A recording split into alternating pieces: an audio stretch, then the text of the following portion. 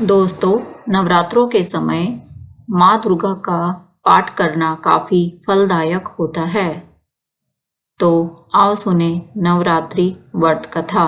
बृहस्पति जी बोले, हे ब्राह्मण, आप अत्यंत बुद्धिमान, सर्वशास्त्र और चारों वेदों को जानने वालों में श्रेष्ठ हो। हे प्रभु, कृपा कर मेरा वचन सुनो। चैत्र, अश्विन और आषाढ़ मास के शुक्ल पक्ष में नवरात्र का व्रत और उत्सव क्यों किया जाता है? हे भगवान, इस व्रत का फल क्या है? किस प्रकार करना उचित है? और पहले इस व्रत को किसने किया, सो विस्तार से कहो। बृहस्पति जी का ऐसा प्रश्न सुनकर ब्रह्मा जी कहने लगे कि हे बृहस्पति, प्राणियों का हित करने की इच्छा से तुमने बहुत ही अच्छा प्रश्न किया है। जो मनुष्य मनोरथ पूर्ण करने वाली दुर्गा, महादेवी, सूर्य और नारायण का ध्यान करते हैं, वे मनुष्य धन्य है।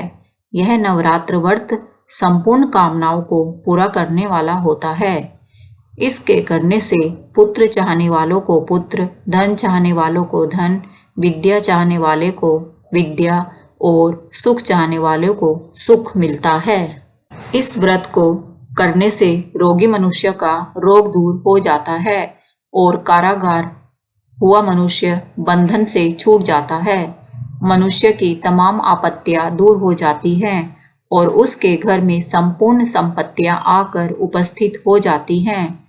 बंधिया और काक बंधिया को इस व्रत के करने से पुत्र उत्पन्न होता है। समस्त पापों को दूर करने वाले इस व्रत को करने से ऐसा कौन सा मनोबल है जो सिद्ध नहीं हो सकता।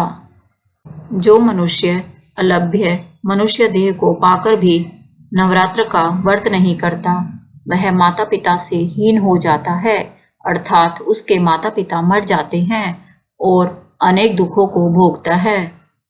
उसके शरीर में कुष्ठ हो जाता है और अंग से हीन हो जाता है। उसके संतान उत्पन्न नहीं होती है। इस प्रकार वह मूर्ख अनेक दुखों को भोगता है। इस व्रत को न करने वाला निर्दयी मनुष्य धन और धान्य से रहित हो भूख और प्यास के मारे पृथ्वी पर घूमता है और गूंगा हो जाता है। जो विधवा स्त्री भूल से इस व्रत को नहीं करती, वह पतिहीन होकर नाना प्रकार के दुखों को भोगती है। यदि व्रत करने वाला मनुष्य सारे दिन का उपवास न कर सके तो एक समय भोजन करे और उस दिन बांधवों सहित नवरात्र की कथा करे। हे बृहस्पति, जिसने पहले इस व्रत को किया उसका पवित्र इतिहास मैं तुम्हें सुनाता हूँ। तुम सावधान होकर सुनो। इस प्रकार ब्रह्मा जी का वचन सुनकर बृहस्पति जी बोले, हे ब्राह्मण, मनुष्यों का कल्याण करने वाले इस व्रत के इतिहास को मेरे लिए कहो। मैं सावधान होकर सुन रहा हूँ। आपकी शरण में आए हुए मुझ पर कृपा करो। ब्रह्मा जी बोले, पीठथ नाम के मनोहर नगर में एक अनाथ नाम का ब्राह्मण रहता था। वह भगवती दुर्गा का परम भक्त था। उसके संपूर्ण सद्गुणों से युक्त मानो ब्रह्मा की सबसे पहली रचना हो ऐसी यथार्थ नाम वाली सुमति नाम की एक अत्यंत सुंदर पुत्री उत्पन्न हुई। वह कन्या सुमति अपने घर के बालकपन में अपनी सहेलियों के साथ क्रीड़ा करती हुई इस प्रकार बढ़ने लगी जैसे शुक्ल पक्ष में चंद्रमा की कला बढ़ती है। उसका पिता प्रतिदिन दुर्गा की पूजा और हवन करता था। उस समय वह भी नियम से वहां उपस्थित होती थी। एक दिन सुमति अपनी सखियों के साथ खेलने में लग गई और भगवती के पूजन में उपस्थित नहीं हो पाई। उसके पिता को पुत्र की ऐसी असावधानी देखकर क्रोध आया और पुत्री से कहने लगा कि हे दुष्ट पुत्री, आज प्रभात से तुमने भगवती का पूजन नहीं किया। इस कारण मैं किसी कुष्ठी और दरिद्री मनुष्य के साथ तेरा विवाह कर दूंगा। इस प्रकार कुपित पिता के वचन सुनकर सुमति को बड़ा दुख हुआ और पिता से कहने लगी कि हे पिताजी, मैं आपकी कन्या हूँ, मैं आपके सब तरह से अधीन हूँ, जैसी आपकी इच्छा हो वैसा ही करो। राजा, कुष्टी अथवा और किसी के साथ जैसे तुम्हारी इच्छा हो मेरा विवाह कर सकते हो, पर होगा वही जो मेरे भाग्य में लिखा है। मेरा तो इस पर पूर्ण विश्वास है। मनुष्य जाने कितने मनोरथों का चिंतन करता है, पर होता वही है जो भाग्य में विधाता ने लिखा है। जो जैसा करता है उसको फल भी उस कर्म के अनुसार मिलता है, क्योंकि कर्म करना मनुष्य के अधीन है, पर फल देव के अधीन है। जैसे अग्नि में पड़े त्रिडांती अग्नि को अधिक प्रदीप्त कर देते हैं, उसी तरह अपनी कन्या के ऐसे निर्भयता से कहे हुए वचन सुनकर उस ब्राह्मण को अधिक क्रोध आया। तब उसने अपनी कन्या का एक कुष्ठी के साथ विवाह कर दिया और अत्यंत क्रुद्ध होकर पुत्री से कहने लगा कि जाओ जाओ, जल्दी जाओ, अपने कर्म का फल भोगो। देखें केवल भाग्य के भरोसे पर रहकर तुम क्या करती हो। इस प्रकार से कहे हुए पिता के कटु वचनों को सुनकर सुमति मन में विचार करने लगे कि अहो, मेरा बड़ा दुर्भाग्य है जिससे मुझे ऐसा पति मिला। इस तरह अपने दुख का विचार करती हुई वह सुमति अपने पति के साथ वन चली गई और भयावने कुशयुक्त उस स्थान पर उन्होंने वह रात बड़े कष्ट के साथ व्यतीत की। उस गरीब बालिका की ऐसी दशा देखकर भगवती पूर्व पुण्य के प्रभाव से प्रकट होकर सुमति से कहने लगी कि हे दीन ब्राह्मणी, मैं तुम पर प्रसन्न हूँ, तुम चाहो वरदान मांग सकती हो। मैं प्रसन्न होने पर मनवांछित फल देने वाली हूँ। इस प्रकार भगवती दुर्गा का वचन सुनकर ब्राह्मणी कहने लगी कि आप कौन है जो मुझ पर प्रसन्न हुई है, वह सब मेरे लिए कहो और अपनी कृपा दृष्टि से मुझे दीन दासी को कृतार्थ करो। ऐसा ब्राह्मणी का वचन सुनकर देवी कहने लगी कि मैं आदि शक्ति हूँ और मैं ही ब्रह्म विद्या और सरस्वती हूँ। मैं प्रसन्न होने पर प्राणियों को दुख दूर कर उनको सुख प्रदान करती हूँ। हे ब्राह्मणी, मैं तुझ पर तेरे पूर्व जन्मों के पुण्य के प्रभाव से प्रसन्न हूँ। तुम्हारे पूर्व जन्म का वृत्तांत सुनाती हूँ, सुनो। तुम पूर्व जन्म में निषाद की स्त्री थी और अति प्रतिवर्ता थी। एक दिन तेरे पति निषाद ने चोरी की। चोरी करने के कारण तुम दोनों को सिपाहियों ने पकड़ लिया और ले जाकर जेल खाने में कैद कर दिया। उन लोगों ने तेरे और तेरे पति को भोजन भी नहीं दिया। इस प्रकार नवरात्रों के दिनों में तुमने न तो कुछ खाया और न ही जल पिया, इसलिए 9 दिन तक नवरात्र का व्रत हो गया। हे ब्राह्मणी, उन दिनों में जो व्रत हुआ उस व्रत के प्रभाव से प्रसन्न होकर तुम्हें मनवांछित वस्तु दे रही हूँ। तुम्हारी जो इच्छा हो वह वरदान मांग लो। इस प्रकार दुर्गा के कहे हुए वचन सुनकर ब्राह्मणी बोली कि अगर आप मुझ पर प्रसन्न है तो हे दुर्गे, आपको प्रणाम करती हूँ। कृपा करके मेरे पति के कुष्ठ को दूर करो।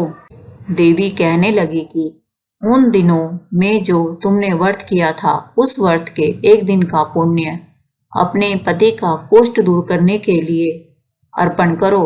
मेरे प्रभाव से तेरा पति कुष्ठ से रहित और सोने के समान शरीर वाला हो जाएगा। ब्रह्मा जी बोले। इस प्रकार देवी का वचन सुनकर ब्राह्मणी बहुत प्रसन्न हुई और पति को निरोग करने की इच्छा से ठीक है ऐसा बोली। तब उसके पति का शरीर भगवती दुर्गा की कृपा से कुष्ठहीन होकर अति कांति युक्त हो गया। जिसकी कांति के सामने चंद्रमा की कांति भी क्षीण हो जाती है। वह ब्राह्मणी पति की मनोहर देह को देखकर देवी को अति पराक्रम वाली समझकर स्तुति करने लगी। हे दुर्गे, आप दुर्गंध को दूर करने वाली, तीनों जगत की संताप हरने वाली, समस्त दुखों को दूर करने वाली, रोगी मनुष्य को निरोग करने वाली, प्रसन्न होने पर मनवांछित वस्तु देने वाली और दुष्ट मनुष्यों का नाश करने वाली हो। तुम सारे जगत की माता और पिता हो। आपने ही मेरा इस आपत्ति रूपी समुद्र से उद्धार किया है। हे देवी, आपको प्रणाम करती हूँ, मुझ दीन की रक्षा कीजिए। ब्रह्मा जी बोले, हे बृहस्पति, इस प्रकार उस सुमति ने मन से देवी की बहुत स्तुति की। उससे हुई स्तुति सुनकर देवी को बहुत संतोष हुआ और ब्राह्मणी से कहने लगी कि हे ब्राह्मणी, उदालय नाम का अति बुद्धिमान, धनवान, कीर्तिवान और जितेंद्रिय पुत्र शीघ्र तुम्हें होगा। ऐसा कहकर वह देवी उस ब्राह्मणी से फिर कहने लगी कि हे ब्राह्मणी, और जो कुछ तेरी इच्छा हो वही मनवांछित वस्तु मांग सकती है। ऐसा भगवती दुर्गा का वचन सुनकर सुमति बोली कि हे भगवती दुर्गे, अगर आप मेरे ऊपर प्रसन्न हैं तो कृपा कर मुझे नवरात्रि व्रत विधि बताइए।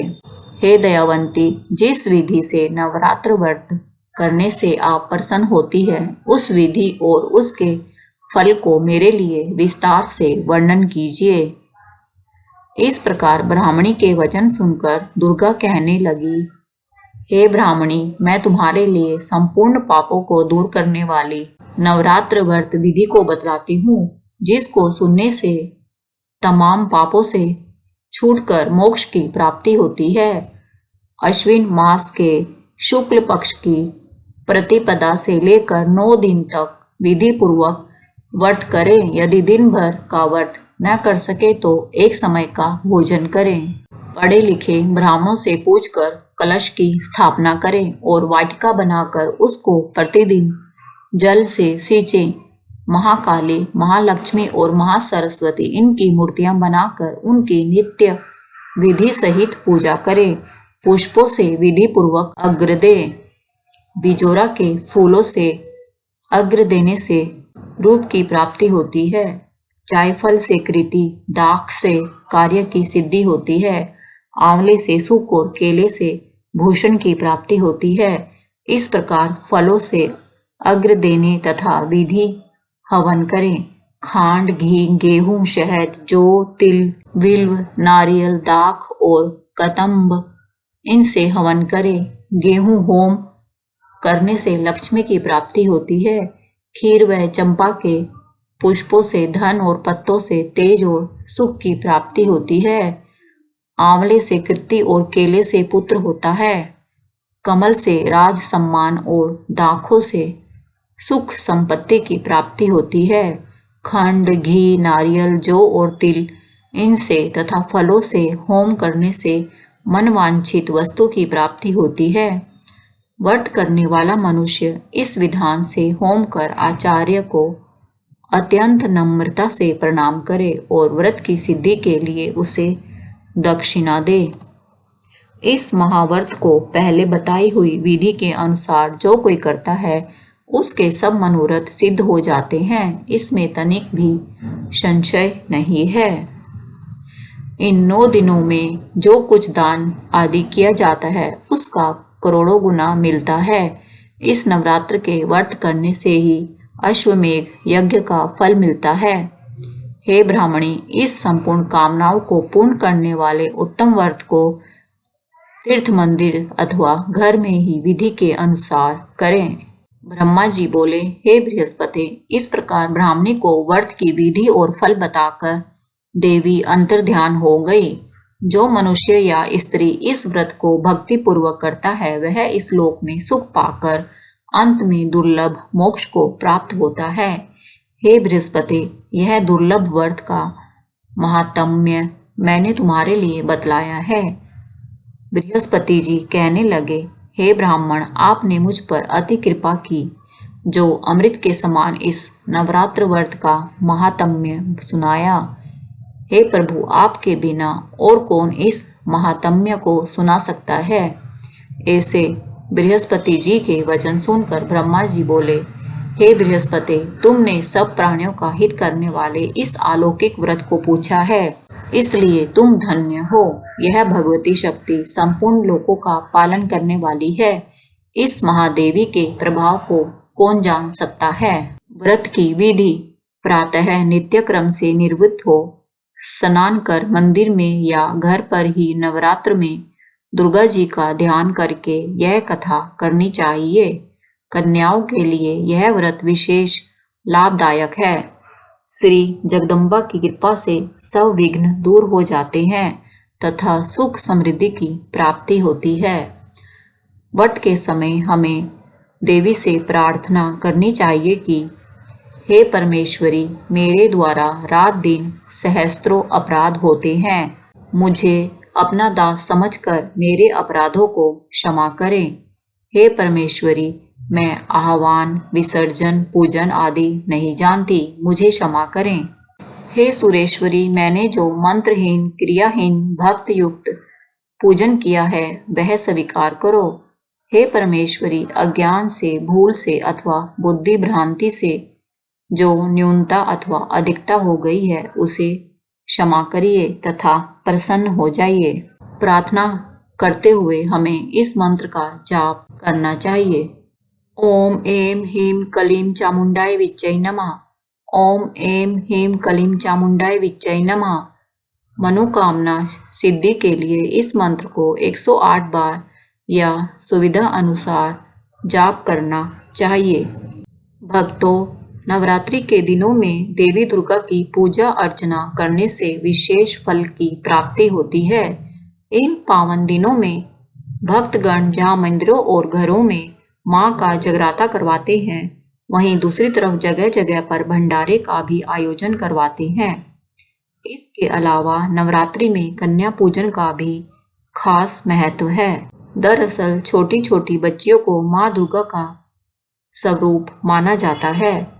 कन्या पूजन के लिए 9 कन्या या उससे ज्यादा कन्या भी रख सकते हैं। दोस्तों, कमेंट करके बताओ आपको आज की कहानी कैसी लगी। यदि अच्छी लगी है तो लाइक का बटन दबाएं और भविष्य में ऐसी ही अच्छी अच्छी कहानियाँ सुनने के लिए मेरे चैनल को सब्सक्राइब करना ना भूलें। धन्यवाद।